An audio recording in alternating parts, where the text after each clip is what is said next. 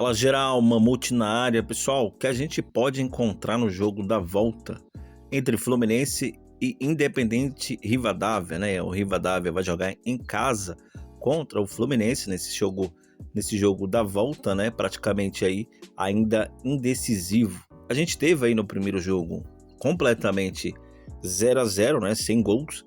Se a gente for comparar aqui, pelo menos o que a gente esperou desse primeiro jogo, perdão, entre Fluminense e Rivadavia, a gente teve uma pressão de gatilho de pressão com certeza muito maior do Fluminense, né? Evidentemente aí, por estar jogando em casa, precisava do resultado. Pressão muito grande aí, tanto no primeiro tempo, o gol não saiu, quanto no segundo tempo, né? A gente pegou aqui 7 finalizações nesse primeiro tempo, em contexto geral, 17 finalizações para o Fluminense, né? Já o Rivadavia, a gente teve aí 11 finalizações, acreditando que ele seria muito mais reativo. O esperado seria pelo menos aqui 7 finalizações, embora se mostrou aí bastante agressivo e ainda alcançou 3 finalizações ao alvo, né? Então o que a gente pode esperar para o jogo da volta? Olhando em contexto do último enfrentamento, né? O Rivadavia jogando em casa, a gente teve também ali uma necessidade clara do Fluminense, porque tinha perdido o primeiro jogo. O Rivadavia, por sua vez, empenhou-se a finalizar bastante por estar em casa, mas gerou bastante espaço aí para o Fluminense. Nesse jogo da volta, a gente tendencia pelo menos trabalhar para o time da casa, né?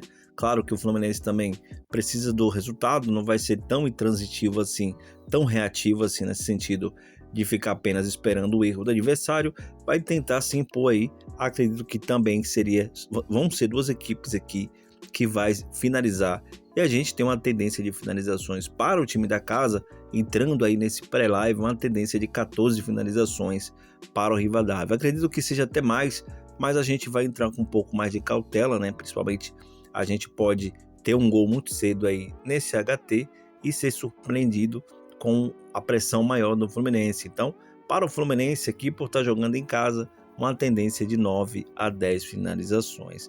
Nesses chutes ao alvo que vocês podem mensurar, né, principalmente para o time da casa, um total aí de 3 finalizações ao alvo, pelo menos 2 do Fluminense também já está de bom tamanho. Acredito que se vocês trabalharem na média de finalizações no segundo tempo, esperando aí pelo menos um 0-0 nesse primeiro tempo, tendenciar a trabalhar finalizações para ambas as equipes, pelo menos 5 a 6 finalizações para o time da casa e 4 a 6 finalizações para o time do Fluminense, esperando, é claro, um 0-0 ainda nesse primeiro tempo. Então aqui a gente tendencia a ser um jogo bastante under, né? Pelo menos a casa tem esperado assim, mas se a gente obter uma oportunidade referente, claro, se um dos times saírem na frente aí nesse primeiro tempo, a gente tendencia a trabalhar pelo menos na casa aí de 7 a 8 finalizações para o time que estiver perdendo, olhando a necessidade, né? Então, passando para o próximo jogo, né?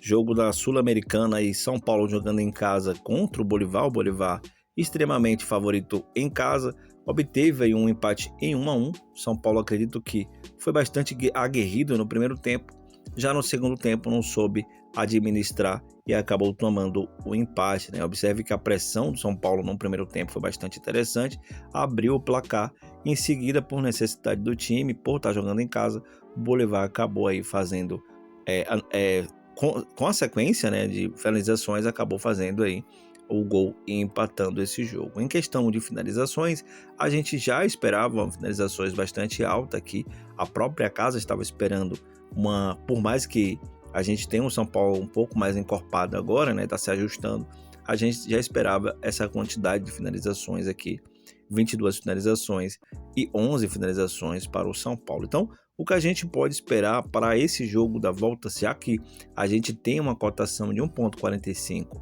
para o São Paulo sair com a vitória, né? Evidentemente, está jogando em casa, a gente tendencia a trabalhar o time da casa, principalmente acredito que o elenco do São Paulo é muito superior ao Bolívar. O Bolívar, por sua vez, por estar jogando fora de casa, vai tendenciar a trabalhar aqui apenas no erro do adversário, e a gente pode trabalhar, claro, reativamente, tentando pegar ali o gol. Acredito que o Bolívar vai tentar levar esse jogo para os pênaltis, então a tendência da gente trabalhar aqui o São Paulo, claro, o senso de urgência, por a gente não ter uma sequência aí, nenhuma garantia ainda de vitória, a gente pode sim tendenciar a trabalhar finalizações para o São Paulo aqui, beleza? Então, para o São Paulo, nessa média aí, se esse gol não sair no HT, 14 a 15 finalizações já está de bom tamanho.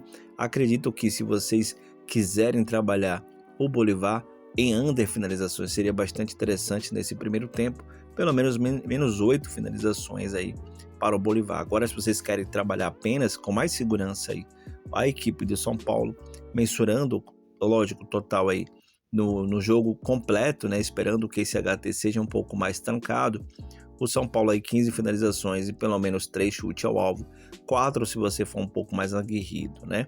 Em contexto de finalizações para o Bolívar, por precisar também da vitória, acreditando que vai pegar os contra-ataques ali, 5 a 6 finalizações já está de bom tamanho. Agora, se vocês quiserem entrar nessas finalizações no segundo tempo para o São Paulo, esperando aí, claro, evidentemente, um 0 a 0, se não abrir o placar, pelo menos mais 7 finalizações para o São Paulo também está de bom tamanho. Então, esse jogo é parecido com o jogo do Fluminense, né? Vocês sabem, como são dois jogos que não temos nenhum time à frente do placar, a gente vai tendenciar a trabalhar apenas o time da casa e, evidentemente, claro, se esse gol sair, a gente vai trabalhar pelo menos o time que estiver perdendo o senso de urgência ali, principalmente se estiver atrás do placar, a gente trabalhar 7 a 8 finalizações para a equipe que estiver perdendo, beleza? Então é isso, pessoal. Para vocês que gostam desse tipo de conteúdo, não esquece aí, deixa seu like para a gente dar continuidade no projeto.